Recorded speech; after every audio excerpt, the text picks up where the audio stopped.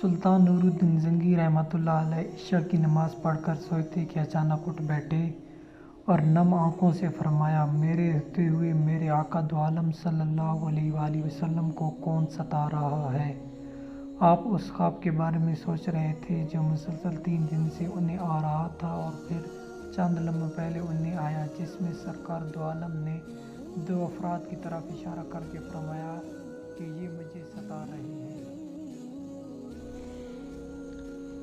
سلطان نور الدین زنگی نے تیسری بار پھر وہی خواب دیکھا تو اٹھ کھڑے ہوئے اور کہا کہ اب سونے کی کوئی گنجائش نہیں۔ نور الدین زنگی کے ایک خدا دار وزیر جمال الدین وصلی تھا، انہوں نے اس کے پاس پیغام بھیجا اور اسے مسافر پیش آنے والے واقعے سے مطلع کیا۔ یہ سن کر جمال الدین نے سلطان سے کہا، اب تمہارے یہاں بیٹھنے کی کوئی گنجائش نہیں، فوراً مدینہ منورہ رخ کرو۔ سلطان نور الدین زنگی مدینہ منورہ پہنچ گئے اور انہوں نے اپنے خواب کا تذکرہ کسی سے نہیں کیا۔ پہلی رات انہوں نے اپنے گھر میں گزاری۔ انہوں نے مشورہ کیا کہ گدے کو سنجانے کے لیے کیا تدبیر اختیار کی جائے۔ بالآخر طے پایا کہ شہر کے تمام لوگوں کو دعوت دی جائے اور ان میں انعامات تقسیم کیے جائیں، اس طرح مطلوبہ شخص کی پہچان کر کے انہیں گرفتار کر لیا جائے۔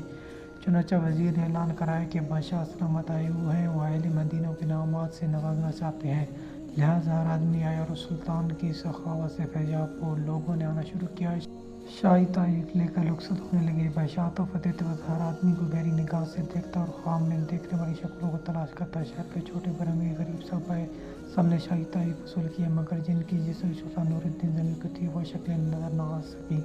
آخر میں سلطان نور الدین زنگی کے بار بار طلب پر لوگوں نے بتایا کہ بس مراکش کے 2 شریف باقی ہیں، سب آ چکے ہیں، یہ لوگ کسی سے نہیں ملتے۔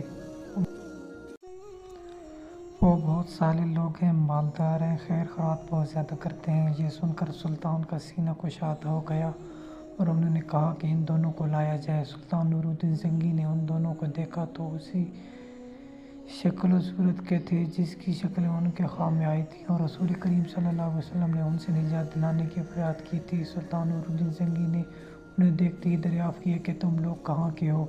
انہوں نے کہا کہ ہم مراکش سے تعلق رکھنے والے ہیں، یہاں حج کے لیے آئے ہوئے ہیں، ضرورت کی وجہ سے رسول کریم صلی اللہ علیہ وآلہ وسلم کے پڑوس میں رہ رہے ہیں، یہ ہمیں بہت پسند ہے۔ سلطان نور الدین زنگی نے کہا کہ سچ سچ بتاؤ کہ تم کون ہو؟ تاہم ان دونوں نے سکون اختیار کی۔ سلطان نور الدین زنگی نے پوچھا کہ ان کا گھر کہاں ہے؟ بتایا کہ حجر شریف کے قریب رباط میں۔ اس پر ان دونوں نے تسلیم کیا کہ وہ عیسائی ہیں۔ انہیں عیسائی سلاطین نے مراکش کے حاجیوں کے قافلے میں شامل کر کے بھیجا تھا، انہیں خوب دولت دی تھی اور انہیں حکم دیا تھا کہ وہ نبی کریم کا جسم کسی ترکیب سے چوری کر کے لے آئیں۔ دونوں رات کے وقت کھدائی کرتے، مٹی تھیلے میں بھر کے دونوں جنت البقیع کی زیارت کے نام پر وہاں چھوڑ آتے۔ دونوں ایک طویل مدت تک اسی طرح قیام پذیر رہی۔ پھر جب حجر مبارک کے قریب پہنچ گئے تو بجلی چمکی اور زبردست ارتعاش پیدا ہوا، ایسا لگا کہ پہاڑ اپنی جگہ سے اڑ جائے گا۔ سلطان نور الدین زنگی ایمان سوز باتیں سن کر غصے سے بھڑک اٹھے، انہوں نے انہیں غضناک سزا دینے کا حکم جاری کیا۔ اس کے ساتھ ساتھ سلطان نور الدین زنگی کی ایک عجیب و غریب و کمیز کیفیت بھی طاری ہوئی۔ انہیں یہ سوچ کر اپنے اوپر فخر محسوس ہونے لگا کہ اللہ تعالیٰ نے انہیں عظیم الشان خدمت کرنے مامور کیا اور انہیں اس قابل سمجھا کہ یہ کام سر انجام دے۔ سبحان اللہ۔